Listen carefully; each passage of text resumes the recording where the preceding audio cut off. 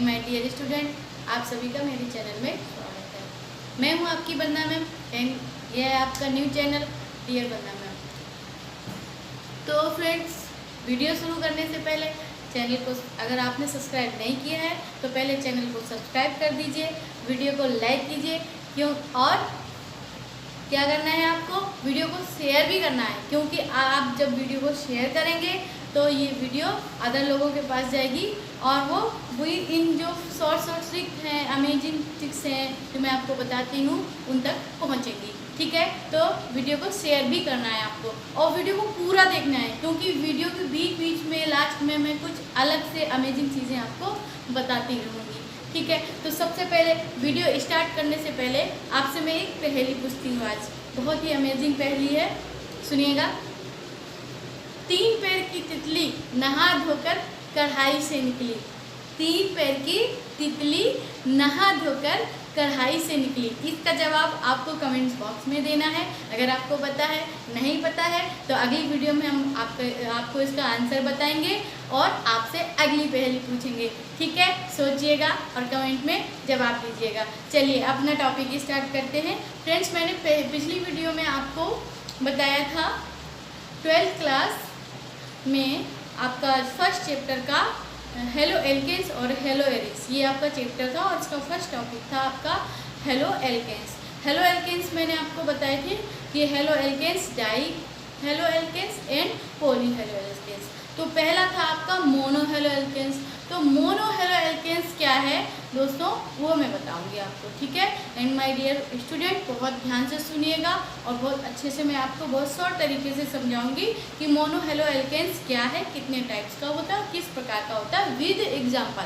ठीक है, चलिए स्टार्ट करते हैं। Monohaloalkanes, mono halo alkanes.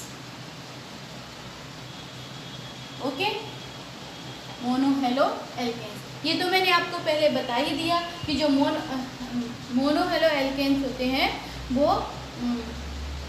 एक एल्किल ग्रुप से हैलाइड हेलोजन तत्व जुड़ा होता है, यानी कि इसको हम बोलेंगे RX। क्या बोलेंगे? RX। R का मतलब एल्किल समूह तो आप जानते ही होंगे, नहीं जानते हैं तो एक बार फिर से सुन लीजिए। मतलब जब किसी संतृप्त हाइड्रोकार्बन से कोई एक हाइड्रोजन प्रतिस्थापित हो जाता है, यानी कि उसमें से निकल जाता है और उस हाइड्रोजन की जगह पर कोई हेलोजन तत्व आकर जुड़ जाता है किसी एल्केन से तो वो एल्केन बदल जाता है एल्किल में, यानी कि एल्केन में से जब H हट गया तो वो N से इल हो गया।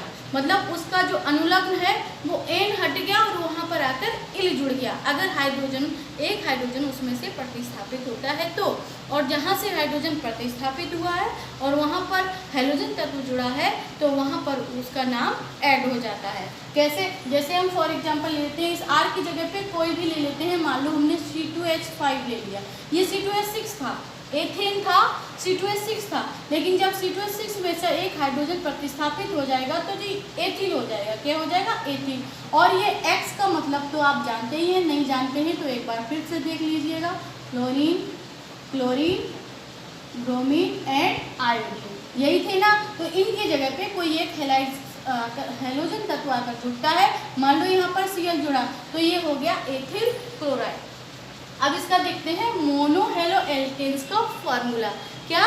मोनो हेलो एल्केन्स का फॉर्मूला क्या होता है, यानी कि फॉर्मूला देख के ही हम बता देंगे कि ये मोनो हेलो एल्केन्स है या डाई हेलो एल्केन्स है या फिर पॉली हेलो एल्केन्स है। तो इसका फॉर्मूला है, इसका जो फॉर्मूला होता है वो होता है CnH2n+1 और X। ये अब इसको हमको कन्वर्ट कैसे करना है, जितना भी Cn का संख्या है उसका H 2 गुना उससे ऐड होगा। ठीक है, मतलब कार्बन श्रृंखला में जितनी कार्बन संख्या होंगी उससे H 2 गुना और 2 गुना से 1 ज़्यादा, और उसमें कोई भी इनमें से हेलोजन तत्व जुड़ा होगा तो वो सभी मोनो हेलो एल्केन्स कहलाएंगे। अब इसका थोड़ा मोनो हेलो एल्केन्स जो होते हैं ना दोस्तों, वो थोड़ा उसकी थोड़ी हम और आगे डिटेल्स बताते हैं कि जो मोनो हेलो यौगिकों को, जो मोनो हेलो यौगिक होते हैं उनको उस कार्बन परमाणु के संकरण के आधार पर दोबारा वर्गीकृत किया जा सकता है जिससे हेलोजन परमाणु आबंधित है। मतलब जो मोनो हेलो यौगिक हैं उनके उस कार्बन परमाणु से संकरण के आधार पर वे हेलोजन यौगिक उनके उस कार्बन परमाणु के संकरण के आधार पर दोबारा वर्गीकृत किया जाता है जिस कार्बन परमाणु से हेलोजन तत्व जुड़ा है। नहीं समझ आया? मुझे पता था कि जो ये डेफिनेशन है थोड़ी अजीब सी है, इसलिए आपको समझ नहीं आ रही होगी। चलो मैं अपने तरीके से समझाती हूँ विद एग्जाम्पल के साथ। देखो, जो आपका मोनो हेलो एल्केन्स होते हैं उनके भी कई टाइप्स होते हैं। फॉर एग्जाम्पल जैसे जो एल्किल हैलाइड है, एलिलिक हैलाइड है, बेंजिलिक हैलाइड है और भी। ठीक है, तो हम सबसे पहले जो मोनो हेलो एल्केन्स होते हैं उनका पहला टाइप लेते हैं। विद एग्जाम्पल के आपको समझाते हैं कि इनको किन किन भागों में विभाजित किया जा सकता है। ठीक है, किन किन भागों में इनको वर्गीकृत किया जा सकता है, मतलब उनके संरचना के आधार पर या उनके संकरण के आधार पर। लेकिन डिफिनीशन तो यही कह रही है कि संकरण के आधार पर। तो हम देखते हैं संकरण में कहाँ पर अंतर आ रहा है। ठीक है, तो पहला है इसका जो आपका है एल्किल हैलाइड या इनको कहेंगे हेलो एल्केन। एल्किल हैलाइड या halo alkane. Okay, halo alkane एक ही बात है, चाहे एल्किल हैलाइड कर दो वही चीज है, R∠X। ये पहला टाइप है इसका। ठीक है, इसी का ये फॉर्मूला है। किसका? मोनो हेलो एल्केन का ही ये आपका फॉर्मूला जो मैंने लिखा है ये वाला। ठीक है, ये इसी का फॉर्मूला है। अब ये जो आपके जो एल्किल हैलाइडों में जो हेलोजन परमाणु होता है वो एल्किल समूह के कार्बन से डायरेक्ट सिंगल बॉन्ड से यानी कि एकल बंध से जुड़ा हुआ होता है। ठीक है, अब यहाँ पर एक चीज और आती है, यदि श्रृंखला में कार्बन परमाणुओं से आबंधित हेलोजन परमाणु यानी कि पहले कार्बन परमाणु, कोई भी श्रृंखला हो एल्किल समूह की, कोई भी श्रृंखला हो सकती है, एथिल हो सकता है, मेथिल, प्रोपिल, ब्यूटिल, कुछ भी हो सकता है। तो उनमें अगर पहले ही कार्बन से आपका हेलोजन तत्व जुड़ा हुआ है तो वो कहलाएगा प्राथमिक। यानी कि ये भी जो मोनो हेलो एल्केन्स यानी कि जो एल्किल हैलाइड्स हैं, जो एल्किल हैलाइड्स हैं वो भी 3 टाइप के होते हैं, प्राथमिक, द्वितीयक और तृतीयक। ठीक है, कौन कौन से? प्राथमिक, द्वितीयक और आपके होते हैं तृतीयक। अब ये कैसे हम समझेंगे? मैंने तो आपको ऐसे ही बोल दिया कि जो एल्किल जो संरचना होगी उसमें से अगर एल्किलों की जो संरचना है, एल्किल श्रृंखलाओं की जो संरचना है, अगर उसके पहले ही कार्बन से यानी कि फर्स्ट नंबर वाले कार्बन से ही अगर आपका हेलोजन तत्व जुड़ा है तो वो प्राथमिक कहलाएगा।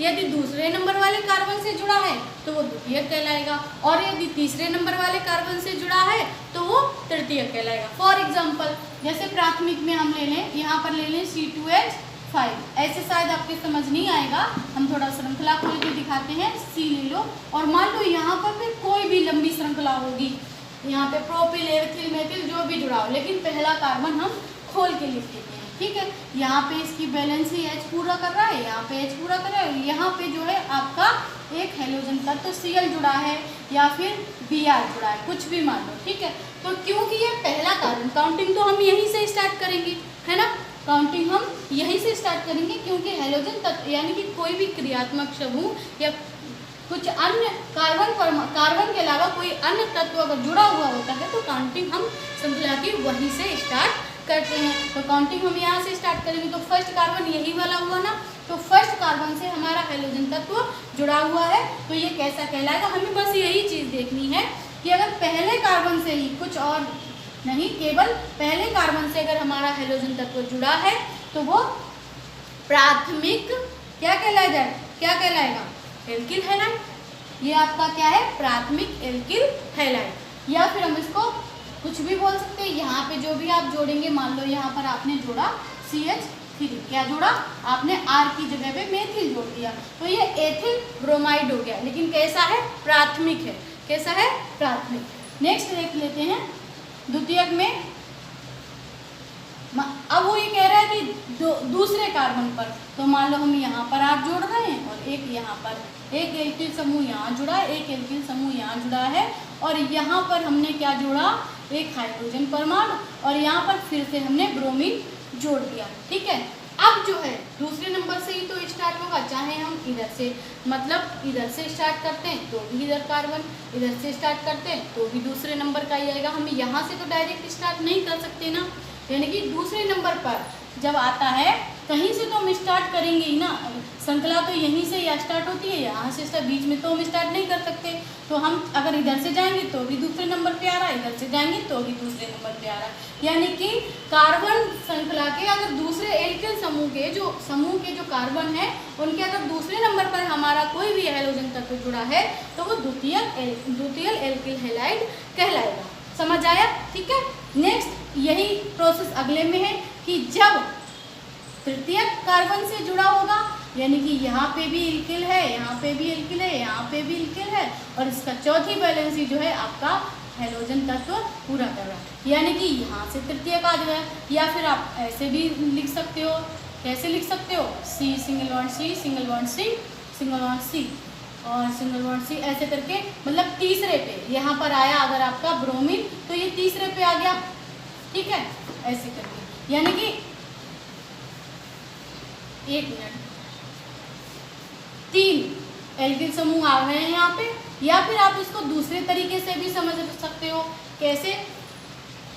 जैसे कोई भी कार्बन श्रृंखला है, उससे अगर केवल 2 वैलेंसी हाइड्रोजन पूरी कर रहे हैं और 1 वैलेंसी अदर कोई समूह पूरा कर रहा है, और एक ऑलरेडी कौन कर रहा है, आपका हैलोजन। ध्यान से सुनना, मेरी तरीके से, मैंने तो इसको ऐसे ही समझा था जिस तरीके से मैं अब समझा रही हूँ। कैसे कि कार्बन से 2 वैलेंसी तो हाइड्रोजन पूरी करेंगे, 1 वैलेंसी अदर कोई, कुछ भी हो सकता है, जरूरी नहीं यहाँ पे एल्किल हो। ठीक है, यहाँ पे मेथिल, प्रोपिल, ब्यूटिल, हेक्सिल कुछ भी हो सकता है, और यहाँ पर ब्रोमीन तो रहेगा ही रहेगा पहले से। ठीक है, एक ब्रोमीन तो रहेगा ही रहेगा।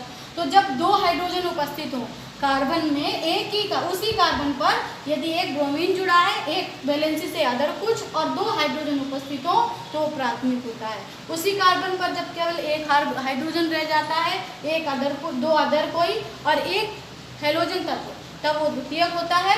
और तीसरा उस पर जब हाइड्रोजन हट जाता है, कार्बन की वैलेंसी में से हाइड्रोजन हट जाता है और इन तीनों जगह पर कोई अदर जुड़ जाते हैं, और यहाँ पर ब्रोमीन, यहाँ पर आपका हैलोजन तत्व होता है, तो ये आपका तृतीयक हो जाता है। मतलब मेरा शॉर्ट, पहले जो मैंने आपको समझाया वो बुक बोलती है और अदर सभी टीचर्स बोलते हैं, लेकिन मैंने जिस तरीके समझा, मेरा तरीका क्या है कि जिस कार्बन से हैलोजन तत्व जुड़ा है, यदि उसकी 2 वैलेंसी हाइड्रोजन पूरा कर रहा है और 1 वैलेंसी अदर कोई, तो वो प्राथमिक होगा। जरूरी नहीं यहाँ पे मेथिल ही हो, R ही जुड़ा हो, कुछ और भी हो सकता है, तो भी वो प्राथमिक ही होगा। ठीक है। दूसरा है, यदि जिस कार्बन से हैलोजन तत्व जुड़ा है उसकी वैलेंसी 2 अदर पूरी कर रहे हो और 1 वैलेंसी हाइड्रोजन पूरी कर रहा हो, तब वो द्वितीयक होगा। ठीक है। ऐसे ही तीसरे में कि जब इसमें से हाइड्रोजन की, यानी कि जिससे हैलोजन तत्व जुड़ा है उसमें से हाइड्रोजन तत्व हट जाता है, उसकी तीनों वैलेंसी हैलोजन तत्व को छोड़कर उसकी बची हुई 3 जो वैलेंसी हैं वो अदर कोई पूरी करते हैं, तब वह तृतीयक हेलो एल्केन कहलाता है। बस मेरा तरीका ये, अगर आपको समझ में आया है जिस तरीके से, तो आप कमेंट में जरूर बताइएगा। ठीक है। और पहेली का भी याद रखिएगा, पहेली का आंसर जरूर दीजिएगा, हम वेट कर रहे हैं आपका।